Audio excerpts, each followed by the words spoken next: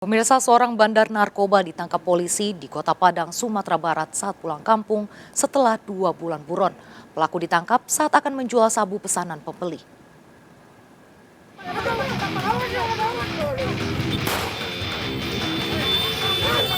Alexander, bandar narkoba ini ditangkap polisi di Paralaweh, Kota Padang saat akan menjual pesanan sabu.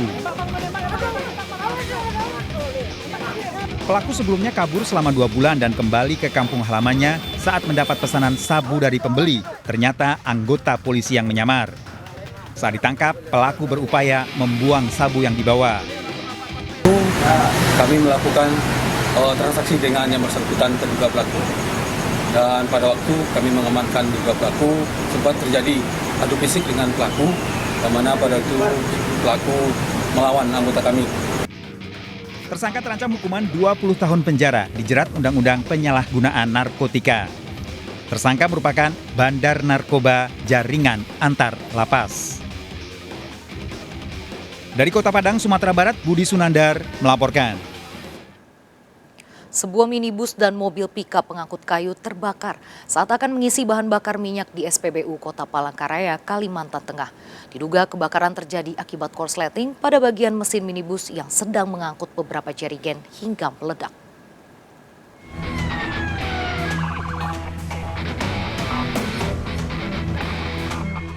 Sebuah minibus dan mobil pickup pengangkut kayu mendadak terbakar di SPBU Jalan Giobos, Kota Palangkaraya, Kalimantan Tengah.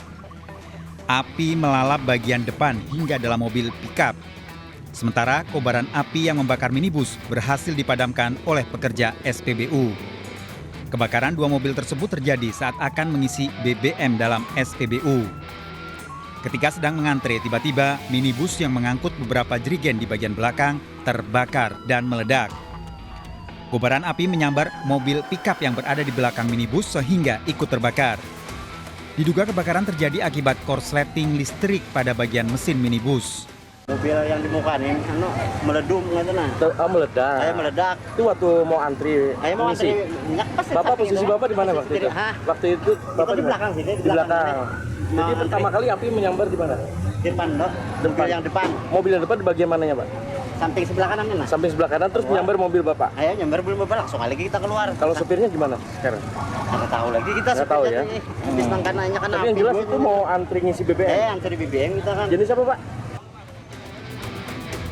Kebakaran di SPBU tersebut ditangani Polresta Palangkaraya. Kedua mobil diamankan di Mapolresta, sementara sejumlah saksi termasuk pihak SPBU dimintai keterangan. Pengemudi minibus masih dalam pencarian. Dari Palangkaraya, Kalimantan Tengah, Ade Sata melaporkan. Pemirsa, belasan pelajar SMA di Banyumas, Jawa Tengah tertabrak sebuah mobil saat akan menyeberang ke sekolah.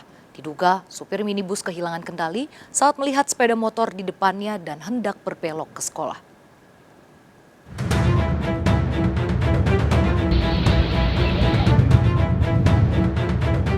Rekaman CCTV menunjukkan belasan pelajar hendak menyeberang ke sekolah.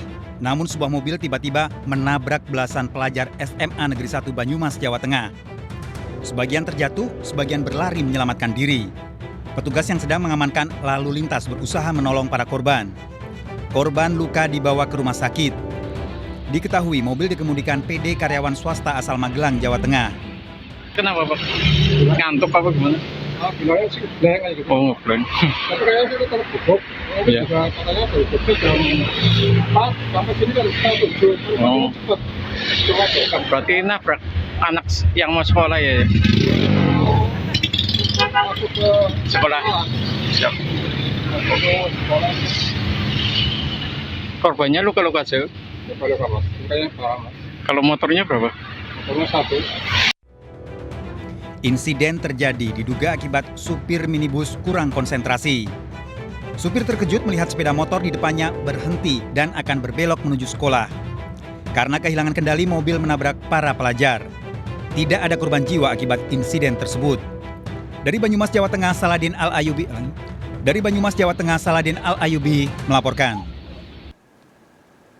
Polisi mengumpulkan alat bukti keterlibatan seorang menantu dalam kasus pembunuhan dan perampokan mertuanya di Batubara, Sumatera Utara. Keponakan korban diduga ikut terlibat dalam perampokan.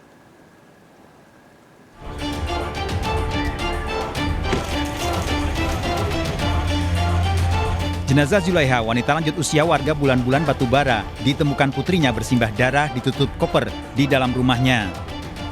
Penemuan mayat wanita berusia 65 tahun ini mengundang perhatian warga setelah dicari sejak sehari sebelumnya. Uang dan perhiasan korban hilang. Tengok di sini mama berdarah tadi. Ada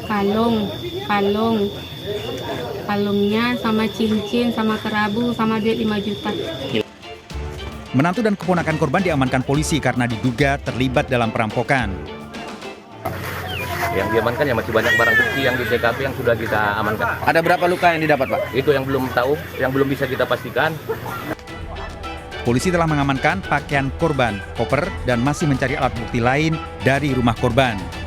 Para pelaku masih menjalani pemeriksaan untuk mengetahui otak perampokan dan pembunuhan. Dari Batubara, Sumatera Utara, Fadli Pelka melaporkan. Komplotan pencuri di kota Surabaya, Jawa Timur membawa kabur motor dengan cara memesan makanan di restoran.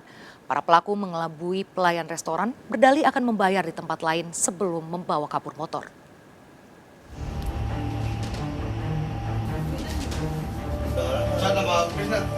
Dalam rekaman CCTV ini, dua pria mendatangi sebuah restoran di Jalan Raya Darmo Permesono Wijenan, Surabaya dan memesan 2 porsi mie. Setelah membayar pesanan, satu pria keluar dan meninggalkan temannya. Satu pelaku kemudian kembali memesan 2 porsi mie berdalih untuk temannya di kantor. Pria ini kemudian meminta diantar pegawai restoran karena akan membayar di kantor. Namun, korban ternyata ditipu sampai di kawasan pergudangan Prada. Pelaku meminjam sepeda motor dan tidak pernah kembali. Kita berangkat,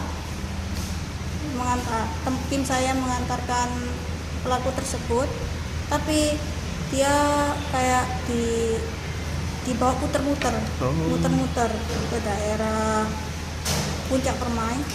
Habis itu pelaku berhenti di daerah Prada Kalikenda.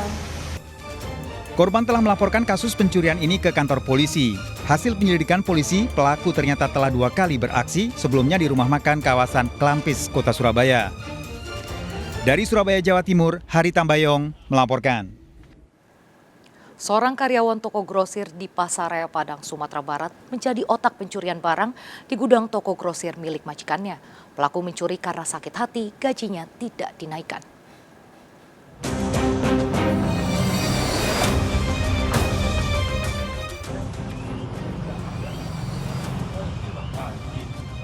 AL diciduk polisi di sebuah gudang toko grosir tempatnya bekerja di daerah Pasaraya, Padang, Sumatera Barat. Seorang rekannya juga diciduk polisi di lokasi penyimpanan barang curian di Banda Kali Padang Timur, Kota Padang.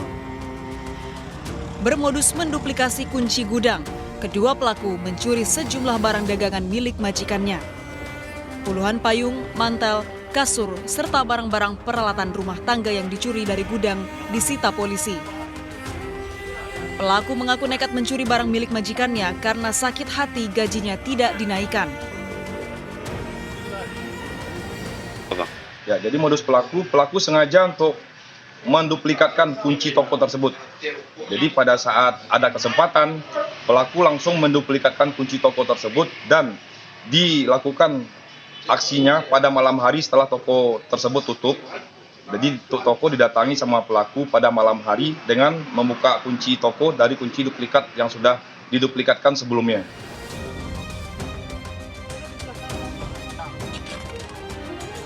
Kedua pelaku digelandang ke Mapolresta Padang. Para pelaku terancam hukuman minimal 5 tahun penjara. Dari Padang, Sumatera Barat, Budi Sunandar melaporkan. Awasi anak saat bermain. Seorang bocah laki-laki di Kabupaten Indramayu, Jawa Barat menelan kunci. Korban yang sudah mengantuk sebelumnya asik bermain HP bersama kakaknya sambil menggigit kunci.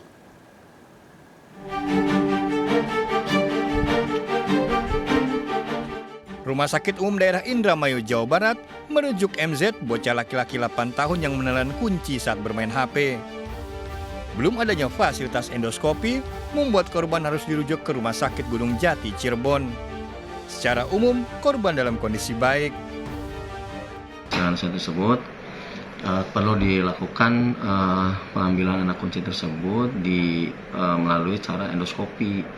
Nah, kebetulan di kami itu karena itu juga harus dilakukan oleh dokter spesialis bedah anak maupun bedah digestif, akhirnya kami rujuk ke RSUD Gunung Jati. Warga Lemah Ambang, Indramayu, Jawa Barat dikejutkan dengan kasus tertelannya kunci. Peristiwa berawal saat bocah 8 tahun tersebut bermain HP bersama kakaknya dalam kondisi mengantuk sambil menggigit kunci. Hasil ronsen menunjukkan kunci tersangkut di lambung. Mainan tadinya tuh sama tetehnya. Terus dia coba main kunci, dimasukin ke mulut. Totalnya ketelan. Sama tiduran, terus udah gitu dia tertelan. Masuk ke mulutnya tuh. Udah berapa hari Bu tertelan kunci kayak gini Bu? Ada 5 hari tuh, dari Jumat itu kemarin. Udah. Keterbatasan ekonomi membuat keluarga yang belum terdaftar di BPJS dan Kartu Indonesia Sehat ini tak bisa berbuat banyak. Dari Indramayu, Jawa Barat, Toy Iskandar melaporkan. Putri Bupati Labuhan Batu Selatan, Sumatera Utara ditetapkan sebagai tersangka pencemaran nama baik karena unggahan di media sosial. Tersangka mengunggah masalah utang piutang di status media sosialnya dan ditujukan kepada korban.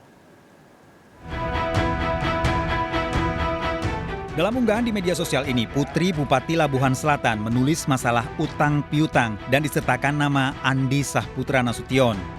Karena unggahan ini, Andi Sahputra Nasution melaporkan Kurnia Santi yang memakai nama Nia Lim ke kantor polisi. Andi merasa unggahan Kurnia telah mencemarkan namanya karena tidak pernah memiliki utang. Dia buat di postingan mengatakan saya punya hutang sama bapaknya. Saya sudah jelaskan saya tidak punya hutang. Dia sebut saya bencong, saya punya istri, saya punya 2 anak. Saya tidak bencong. Dia sebut saya tidak gentle. Dia sebut saya cari panggung. Bahwa apa yang dia sebut semua itu nonsen belaka, adalah bohong. Dan fitnah itu pencemaran nama baik. Berkas kasus pencemaran nama baik ini telah dilimpahkan ke Kejaksaan karena telah lengkap.